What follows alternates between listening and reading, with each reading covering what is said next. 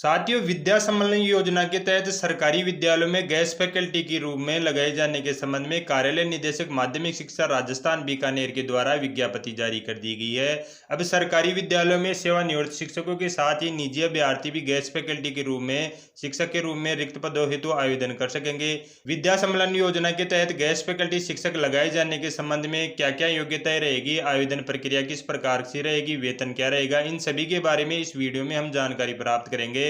सबसे पहले हम विद्या सम्मेलन योजना के तहत लगाए जाने वाले पद एवं योग्यताओं के बारे में जानकारी देखें तो यहाँ पे विभिन्न प्रकार के पद दिए हुए हैं। व्याख्याता, विभिन्न विषयों के जो भी पद रिक्त हैं, वरिष्ठ अध्यापक, अध्यापक लेवल 2, अध्यापक लेवल 1, प्रयोगशाला सहायक, शारीरिक शिक्षक।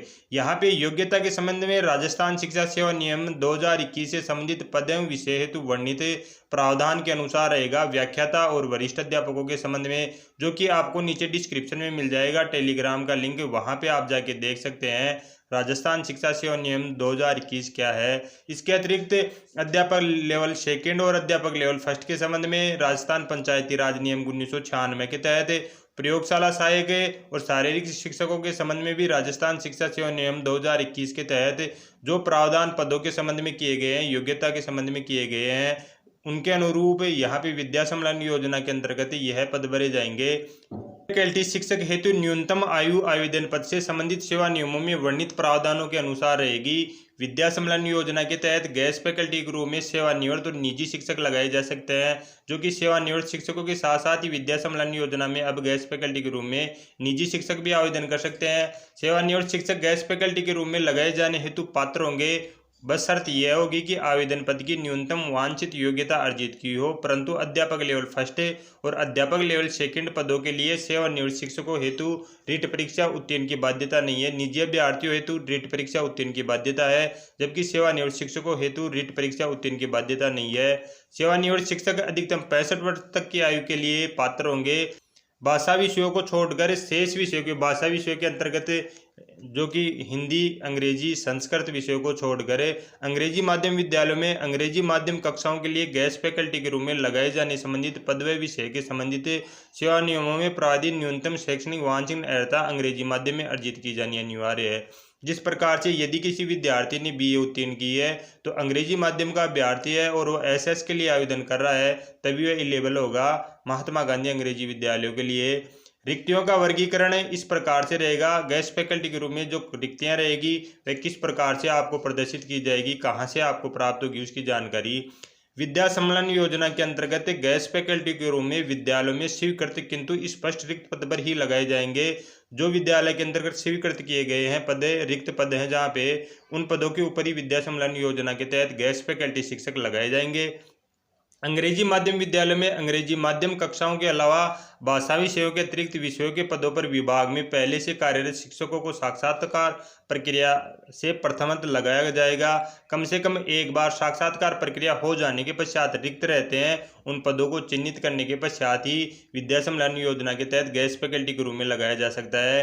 अंग्रेजी माध्यम विद्यालय में जो महात्मा गांधी अंग्रेजी माध्यम विद्यालय है उनमें रिक्तियों का प्रकाशन इस प्रकार से किया जाएगा। जो रिक्तियां रहेंगी विद्यालयवार स्पष्ट रिक्तियों का अवलोकन संबंधित विद्यालय, PO विद्यालय के नोटिस बोर्ड क्षेत्र व ग्राम के सार्वजनिक स्थान, जिला शिक्षा अधिकारी, माध्यमिक प्राथमिक शिक्षा कार्यालय तथा विभागीय वेबसाइट जो आपको दी हुई है इस पर किया जाएगा। जो भी विद्यालय की रिक्तियां रहेंगी उनका प्रकाशन विभागीय वेबसाइट पे भी किया जाएगा, साथ ही विद्यालय के नोटिस बोर्ड पे मिल जाएगा। आप एक गांव के किसी भी सार्वजनिक स्थान पर चस्पा करें।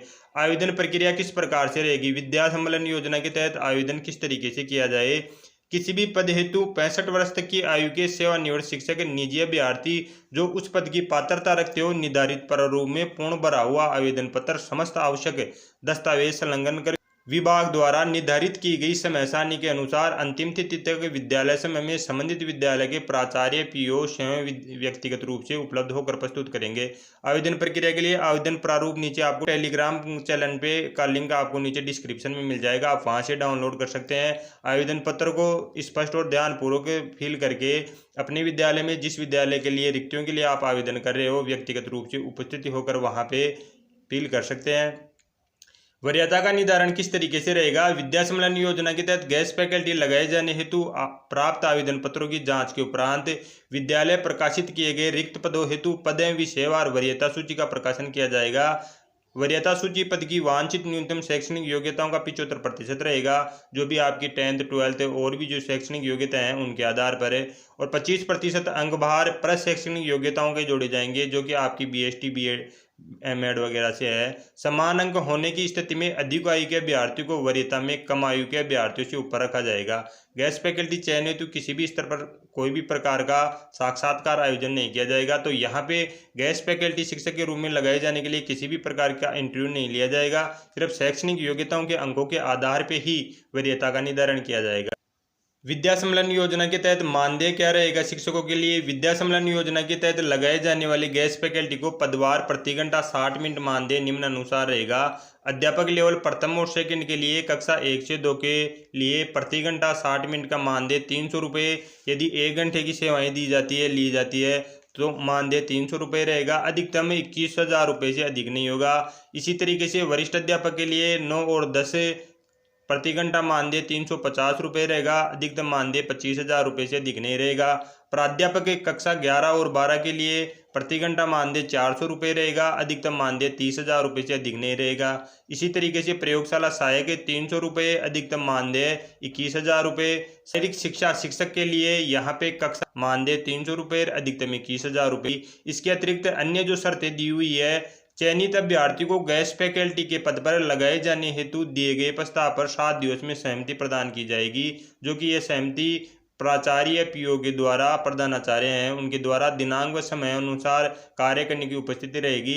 निर्धारित अंतिम तिथि तक सहमति नहीं दिए जाने पर वरीयता सूची के अग्रिम क्रमांक के अभ्यर्थी को गेस्ट फैकल्टी के रूप में लगाया जा सकता है। विद्यालय के अंतर्गत विद्या सम्मेलन योजना हेतु गेस्ट फैकल्टी के रूप में नहीं लगना चाहता है तो 7 दिवस पश्चात उस वरीयता सूची में जो सबसे ऊपर रहेगा उसको उस पद हेतु आमंत्रित किया जाएगा। गेस्ट फैकल्टी के रूप में सत्रांत नियमित प्रक्रिया से पद भरे जाने तक जो भी पहले हो तक के लिए पूर्णतः अस्थायी तौर पर लगाया जाएगा। गेस्ट फैकल्टी के रूप में जो शिक्षक लगाए जाएंगे वह अस्थायी तौर पर लगाए जाएंगे। यदि वर्ष के मध्य में भी इसी तरीके से पद भर जाता है तो वह पद रिक्त कर दिया जाएगा। गेस्ट फैकल्टी के रूप में लगाए गए निजी अभ्यर्थी सेवानिवृत्त शिक्षकों को उन्हीं दिशा निर्देशों के अधीन रखा जाएगा जो वित्त विभाग के परिपत्र 30/3/2021 में वर्णित है। इसके अतिरिक्त यहाँ पे टाइम टेबल दिया हुआ है।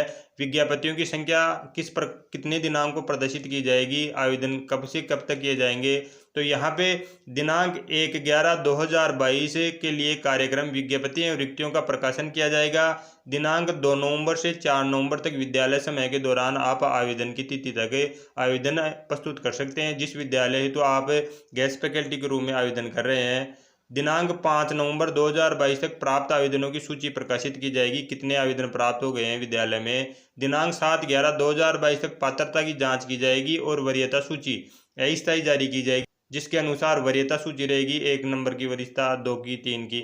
दिनांक 9/11/2022 को आपत्तियां मांगी जाएंगी और दिनांक 10 नवंबर 2022 तक अंतिम वरीयता सूची स्थायी बनाई जाएगी। इसके पश्चात और 11 नवंबर 2022 तक मूल दस्तावेजों की जाँच कराना होगा। इस तरीके से दिनांक 12 नवंबर 2022 को आदेश जारी करे। 19 नवंबर 2022 तक कार्य ग्रहण की अंतिम तिथि रहेगी। 19 नवंबर 2022 तक यदि कोई अभ्यर्थी कार्य ग्रहण नहीं करता है तो उसके स्थान पर अन्य व्यक्ति को जो भी वरिष्ठता सूची में वरिष्ठ रहेगा उसको आमंत्रित किया जाएगा। तो साथियों यहाँ पे यह देख सकते हैं जो आवेदन प्रारूप है। तो साथियों इस तरीके से विद्या सम्मेलन योजना के तहत गेस्ट फैकल्टी शिक्षक के रूप में लगाए जाने के संबंध में सेवानिवृत्त एवं निजी अभ्यर्थियों हेतु आवेदन मांगे गए हैं, जो कि 2 नवंबर से 4 नवंबर तक आवेदन आप भर के आपके विद्यालय या PO क्षेत्र जहां पे आप आवेदन कर रहे हैं जिस विद्यालय में गेस्ट फैकल्टी के रूप में वहां पे आवेदन कर सकते हैं। धन्यवाद साथियों।